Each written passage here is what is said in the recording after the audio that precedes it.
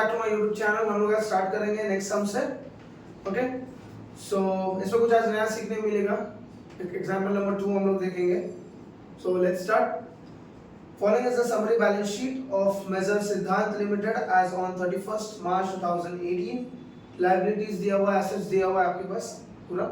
Equity shares to 12%, cumulative preference shares, and 10% debentures, sundry creditors, provision for tax. Then fixed assets है, stock है, sundry debtors, bank share issue expense, profit and loss account.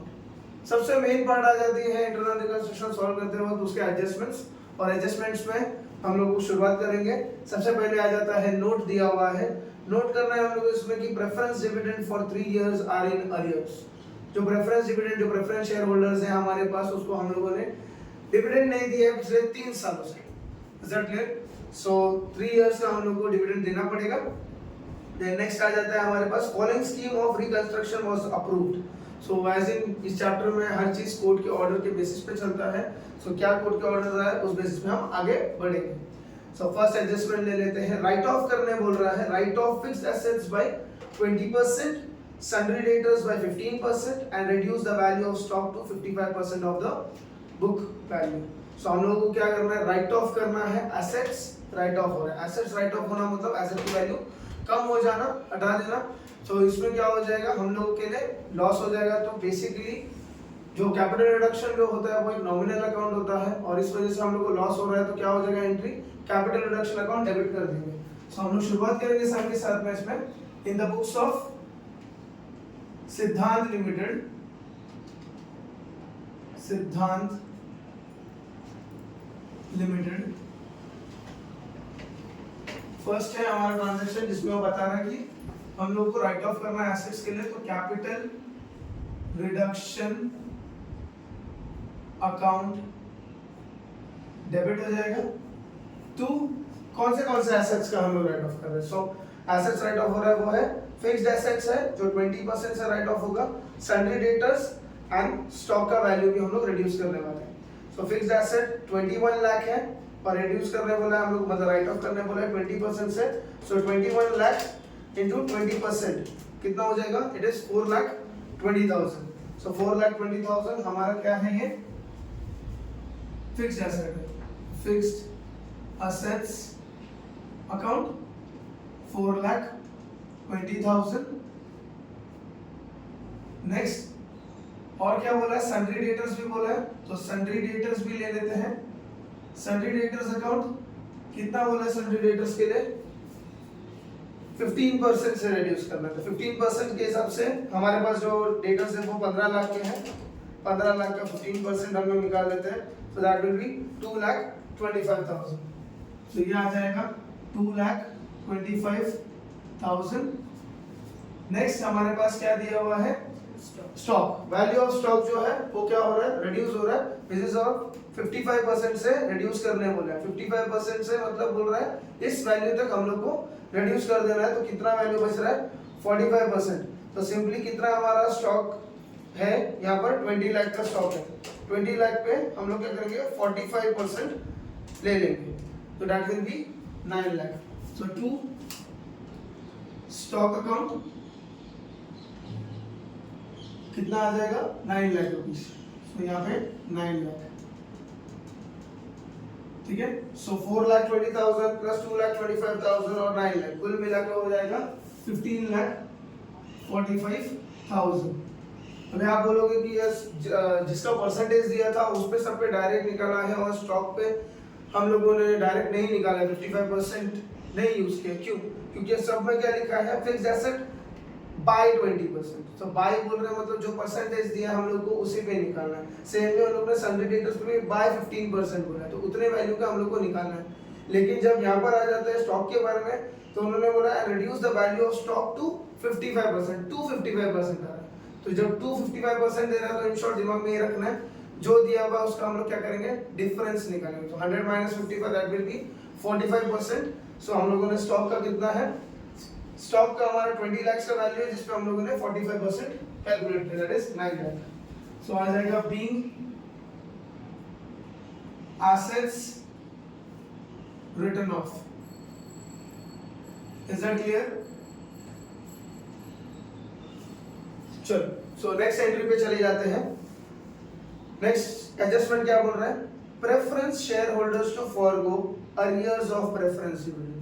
अगर हम लोगों ने question के start में कुछ चीज नोट में देखा होगा कि preference dividend was earlier for 3 years, preference dividend कितना 3 साल के लिए अर्लियर्स में था। अब ये स्टेटमेंट यहाँ पे पास कर रहे हैं कि प्रेफरेंस शेयर होल्डर्स जो है उनका जो अर्लियर्स ऑफ प्रेफरेंस डिविडेंड है वो हमको फॉरगो करना है। फॉरगो करना है मतलब क्या होता है, माफ कर देना। तो माफ करने बोल रहा है तो कोई एंट्री आएगी ही नहीं।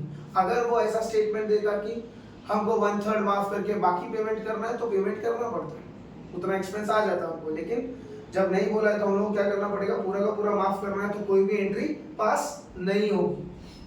ओके, नेक्स्ट चले जाते हैं थर्ड पे, directors to give temporary loan of ₹5 lakh to company. So directors ने क्या बोला है, 5 लाख रुपए क्या करना है हम लोग को, टेम्पररी लोन देना है। सो लोन दे रहे हैं तो हम लोग को क्या हो रहा है, पैसा आ रहा है, तो इन शॉर्ट पैसा रिसीव होने वाला है ना, हमारे पास आएगा। Debit what comes in bank account, so bank account debit हो जाएगा, पैसा आएगा हमको।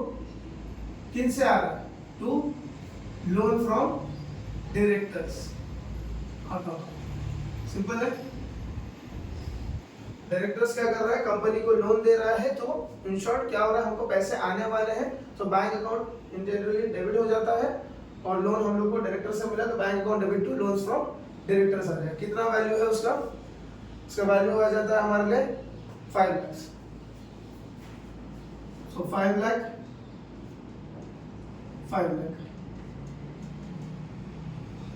being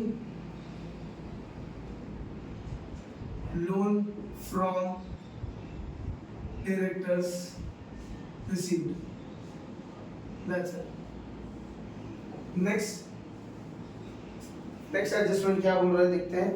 The company settled tax liability to the extent of ₹5,40,000 and to meet the expenses of reconstruction amounted to 10,000। मैंने पिछले सम में भी बताया था कि हम लोग नॉर्मली जो एडजस्टमेंट होता है वो एंड से पहले तक का पढ़ते हैं, तो यहाँ पर 2 एडजस्टमेंट्स साथ में दिए हुए हैं। तो पहले एंड के पहले वाला पढ़ेंगे जिसमें बता रहा है कंपनी ने क्या किया, सेटल किया उनकी tax liability which is for 5,40,000। अगर हम लायबिलिटी की और बैलेंस शीट में देखते हैं तो हम लोगों ने ना ये टैक्स को सेटल करने के लिए प्रोविजन रखा हुआ है, अगर आप चेक कर सकते हैं। सो लायबिलिटी में हमारे पास है provision for tax which is of amounting 5 lakh. 5 lakh का हमारे पास क्या है, प्रोविजन है। क्लियर है, प्रोविजन हमने 5 लाख का रखा हुआ है और लायबिलिटी सेटल कितने में है, 5,40,000 में। मतलब क्या हो रहा है यहाँ पर, हमने रखा था 5 लाख लेकिन खर्चा एक्चुअल में हमने पे कितना किया, 5,40,000। मतलब इन शॉर्ट यहाँ पे क्या समझ में आ रहा है कि 40,000 हमने एक्स्ट्रा पे कर दिया। इस वजह से हम लोग क्या हो जाएगा, लॉस हो जाएगा। That will B capital reduction account debit हो जाएगा। ठीक है, कैपिटल रिडक्शन अकाउंट डेबिट हो जाएगा तो पैसा पे कर रहे हैं तो पैसा जाने वाला बैंक से जाएगा। तो क्या चीजें यूज करेंगे हम लोग, प्रोविजन फॉर टैक्स अकाउंट, क्योंकि इतना हम लोगों ने प्रोविजन रखा था। वैल्यू कितना था उसका प्रोविजन का, व्हिच वाज 5 लाख का प्रोविजन था, बराबर। लॉस हो रहा है इसलिए हम लोग कैपिटल रिडक्शन जो है वो क्या हो जाएगा, डेबिट हो जाएगा। Capital reduction account debit for 40,000 और पेमेंट कर रहे हैं तो जाने वाला क्या है हमारे पास से, पैसा जाने वाला, तो टू बैंक अकाउंट। टोटल मिला के हो जाएगा 5,40,000 बीइंग टैक्स लायबिलिटी सेटल्ड। हमने क्या कर दिया, टैक्स लायबिलिटी को सेटल कर दिया। Okay, that's it.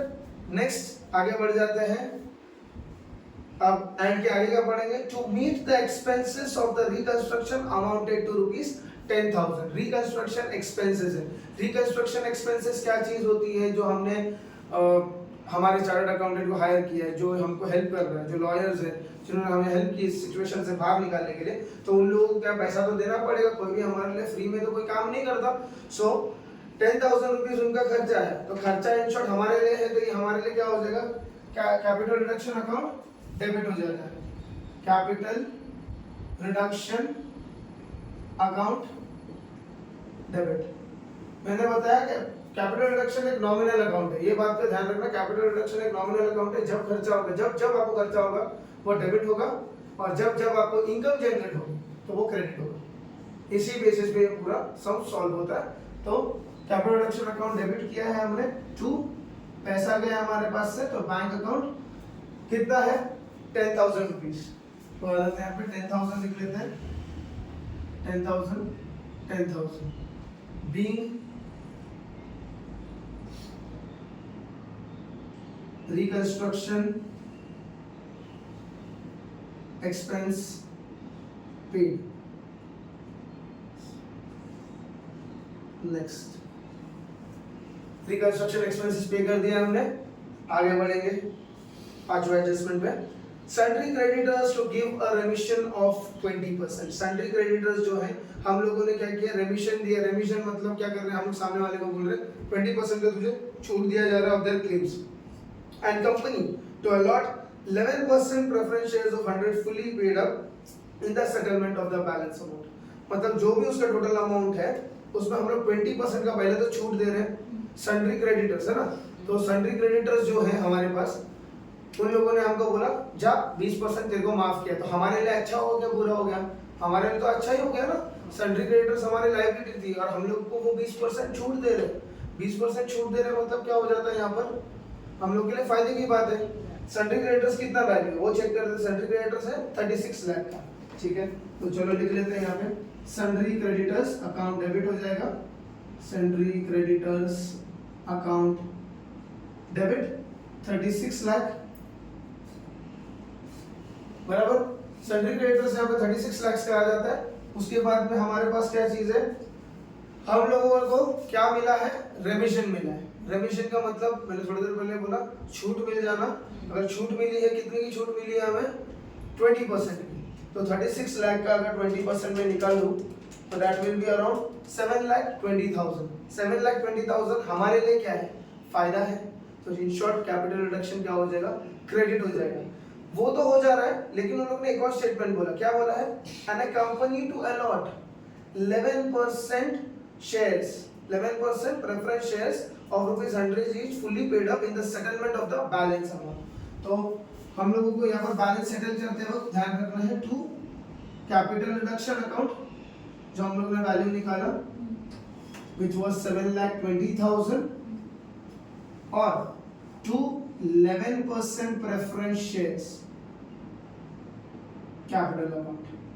11% preference share capital को कन्वर्ट करना पड़ेगा बैलेंस अमाउंट, जो 36 लाख का था हमारा सन्ड्री क्रेडिटर्स, उसमें से हमको छूट मिली है 7,20,000 की। तो इन शॉर्ट वैल्यू कितना बना, 28,80,000, 28,80,000 being sundry creditors settled their claims।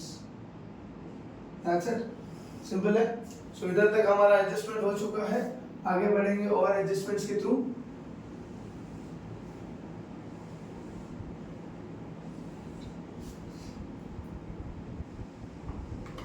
Okay,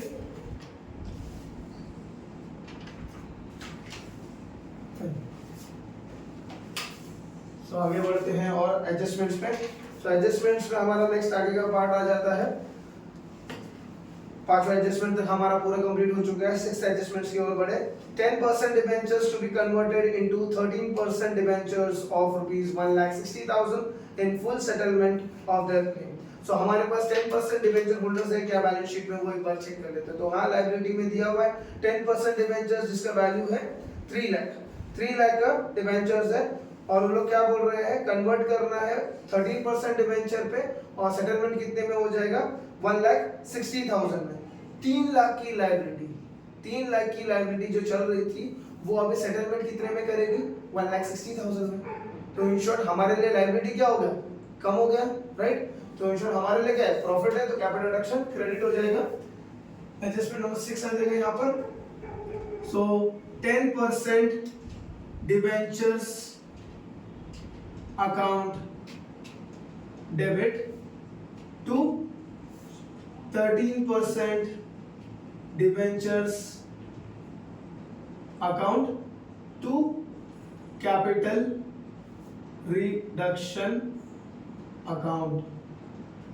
10% debentures account का वैल्यू कितना था हमारे पास, विच वाज ऑफ 3 लाख, तो पहले की जो लायबिलिटी थी हमारी 3 लाख रुपीस की थी, उसको सेटलमेंट कितने में किया हमने 1,60,000 में, तो हमारा प्रॉफिट कितने का हुआ 1,40,000 का। दैट्स व्हाई कैपिटल रिडक्शन क्या हो रहा है यहाँ पर क्रेडिट हो रहा है। Being debentures settle there claims, settled and converted लिख सकते हैं क्योंकि कन्वर्ट भी हो गया तो कन्वर्टेड। नेक्स्ट 7th एडजस्टमेंट भी और देखेंगे। Equity shares to be reduced ₹2 each fully paid up. तो ये जो एडजस्टमेंट है ये आपको कॉमनली हर सम में आपको दिखाई देगा, इंपॉर्टेंट एडजस्टमेंट है, मार्क करके चलो, मतलब इसके सहारे तो सम शुरुआत होती ही नहीं है। सो ये तो बाय डिफॉल्ट हमको देखने मिलेगा। Equity shares to be reduced ₹2 each fully paid up and 12% cumulative shares to be reduced to 1 lakh cumulative preference shares of ₹2 each fully paid up। तो दो चीज दी गई है, तो पहले हम लोग इक्विटी शेयर्स को सॉल्व कर लेते हैं। इक्विटी शेयर्स के बारे में बात कर रहे हैं, रिड्यूस किया है ₹2 ईच पर। So let's check equity share capital account debit to equity share capital account to capital reduction account. So liability में हम चेक कर लेंगे, हमारा जो इक्विटी शेयर है उसका फेस वैल्यू दिया हुआ है ₹10 और रिड्यूस करके हम उसको कितने पे ला रहे हैं ₹2 पे ला रहे हैं। तो ₹10 का था, रिड्यूस करके ₹2 पे लाया, तो कैपिटल रिडक्शन कितने का बना हमारा ₹8 का बन जाएगा। सो नंबर ऑफ शेयर्स के हिसाब से अगर बात कर ले 10 लाख रुपए हमारा कैपिटल था, तो 10 लाख कैपिटल था हमारा पहले, तो 1 लाख हमारा नंबर ऑफ शेयर्स हो जाएगा। 1 लाख इंटू 2 कर लेंगे तो हम लोगों को आ जाएगा 2 लाख रुपीस यहाँ पर रिड्यूस होकर, और कैपिटल रिडक्शन बनेगा 8 लाख रुपीस का। तो as in simple being equity shares reduced, that's it। इसके अंदर एक और एडजस्टमेंट है प्रेफरेंस शेयर्स को लेकर भी, तो वो भी सॉल्व कर लेते हैं। 12% cumulative preference shares to reduce to 1 lakh cumulative preference shares of ₹2 each fully paid up। so यहाँ पर प्रेफरेंस शेयर्स के बारे में जो बात कर रहा है हमारे पास, तो चेक कर लेते हैं हमारे प्रेफरेंस शेयर्स है कितने के। हमारे प्रेफरेंस शेयर्स है 7 लाख रुपए के। अगर हम क्वेश्चन में चेक करते हैं we have preference shares of ₹7 lakh, okay, और उसको हम लोग को रिड्यूस करके कितने पे लाना है, यहाँ पर बोल रहा है 1 लाख हम लोग cumulative preference shares of ₹2 each के हिसाब से वैल्यूएशन उसका करना है, ठीक है। सो ₹2 के हिसाब से अगर वैल्यूएशन करेंगे हम लोग, सो यहाँ पर हम लोगों को कैपिटल रिडक्शन आ जाएगा कितने का 5 लाख का। तो देख लेते हैं कितना नाम है 12% cumulative preference share capital account debit to 12% cumulative preference share capital account to capital reduction। So normally जो एंट्री है वो एज एन इक्विटी शेयर वाली एंट्री जैसी ही है, सेम है, शेयर्स पे रिड्यूस हो रहा है, सेम टाइप की एंट्री सी, जहां पे इक्विटी शेयर था हमने नाम चेंज करके प्रेफरेंस शेयर्स कर दिया है। अब रही बात कैलकुलेशन की, तो वो देख लेते हैं क्या एडजस्टमेंट में बोल रहे हैं। तो वो बोल रहे हैं 12% cumulative preference shares reduce to 1 lakh cumulative preference shares of ₹2 each fully paid up. अगर हम बैलेंस शीट में देखते हैं तो हमारे पास जो 12% क्यूमुलेटिव प्रेफरेंस शेयर्स है वो कुछ 7 लाख रुपए के थे, ठीक है, और उन लोगों ने रिड्यूस करके कितने पे लाने के लिए कहा है 1 लाख शेयर्स इंटू ₹2 के हिसाब से ये हो जाएगा 2 लाख। तो इन शॉर्ट हमारे लिए प्रॉफिट कितने का होगा, दैट इज ऑफ 5 लाख। सो 5 लाख का हमारा फायदा होता है, इसी के लिए हम लोगों ने कैपिटल रिडक्शन अकाउंट को क्रेडिट कर दिया है। Being preference shares reduced, simple है, आ जाते हैं 9th एडजस्टमेंट पे। ओके, सो राइट ऑफ करना है बोल रहा है, this is our final adjustment and write off debit balance in profit and loss account and share issue expenses. So write off करना है हम लोग को प्रॉफिट एंड लॉस और शेयर इशू एक्सपेंस देख लेते हैं कितना कितना अमाउंट का है। दोनों के दोनों असेट साइड पे है और हम लोग राइट ऑफ कर रहे हैं, तो इन शॉर्ट हमारे को क्या होने वाला है, लॉस होने वाला है। असेट हमारा वैल्यू कम हो रहा है, तो capital reduction account debit to profit and loss account to share issue expense account. दोनों का वैल्यू चेक कर लेते हैं कितना कितना है। प्रॉफिट एंड लॉस है 3,50,000 का और शेयर इशू एक्सपेंस कितना दिया हुआ है 40,000 का। सो 40,000 का ये हो गया हमारा और 3,50,000 का, सो कुल मिला के हो जाएगा 3,90,000 rupees capital reduction account debit being fictitious assets written off। fictitious assets है ये सारे और ये हम लोग क्या कर रहे हैं, राइट ऑफ कर रहे हैं।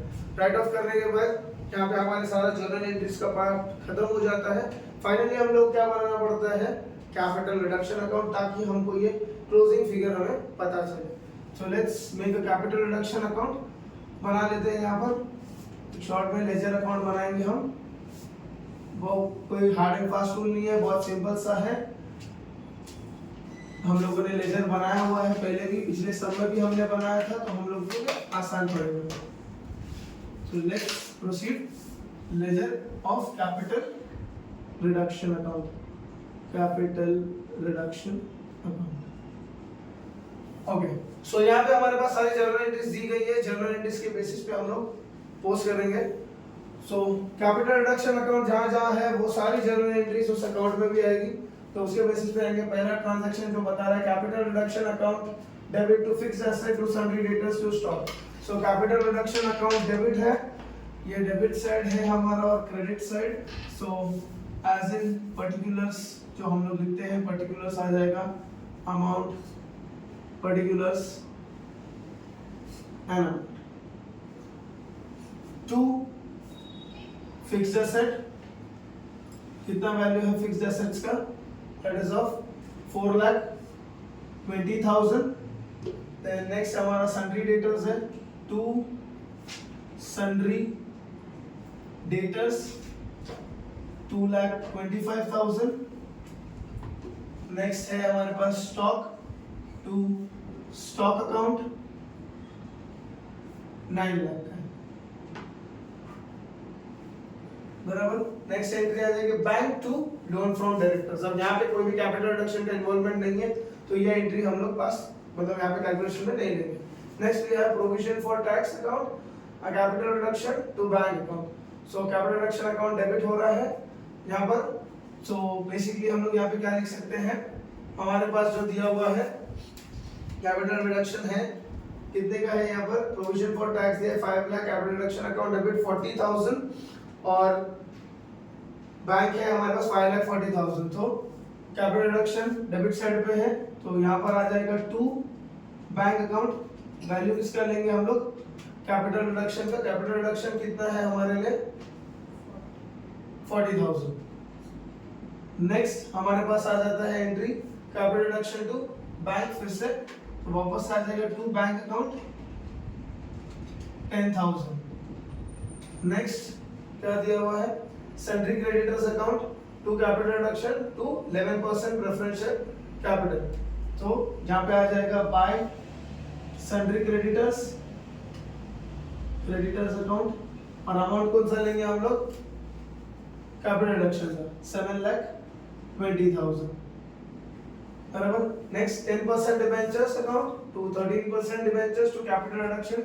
अमाउंट कौन सा लेना है हम लोगों को, कैपिटल रिडक्शन का यहाँ पर आ जाएगा by 10% debentures account, by 10% debentures, value आ जाएगा 1,40,000। नेक्स्ट बाय इक्विटी शेयर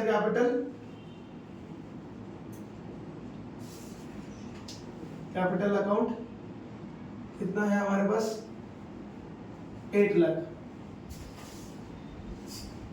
और यहाँ पे आएगा बाय 12% प्रेफरेंस शेयर कैपिटल ये हो जाएगा हमारे लिए प्रेफरेंशियल कैपिटल 5 लाख का। और आ जाता है last capital reduction 2 profit loss account. कितना प्रॉफिट लॉस 3,50,000 और 2 शेयर इशू एक्सपेंस आ जाएगा 2 शेयर इशू एक्सपेंस। देख लेते हैं कौन सा साइड बड़ा है तो हम लोगों को आसान पड़ेगा फटाफट कैलकुलेट करने के लिए। इस साइड का टोटल देख लेते हैं कितना आएगा।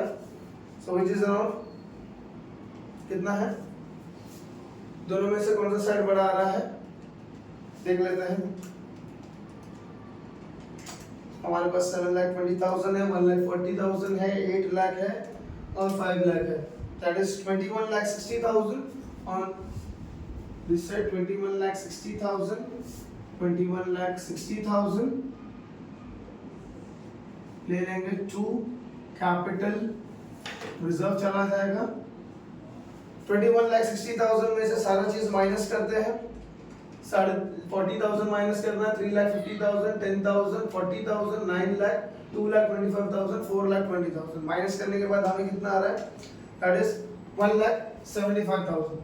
सो 1,75,000 हमारे पास यहाँ पर आ जाता है, that is our balancing figure. Okay, so वहां पे जब एंट्री आ जाने के बाद में क्या करना है, जर्नल एंट्री में वापस आना है, लास्ट एंट्री पोस्ट करनी है हमें, that is capital reduction account debit, capital reduction account debit to capital reserve account 1,75,000 being balance transferred।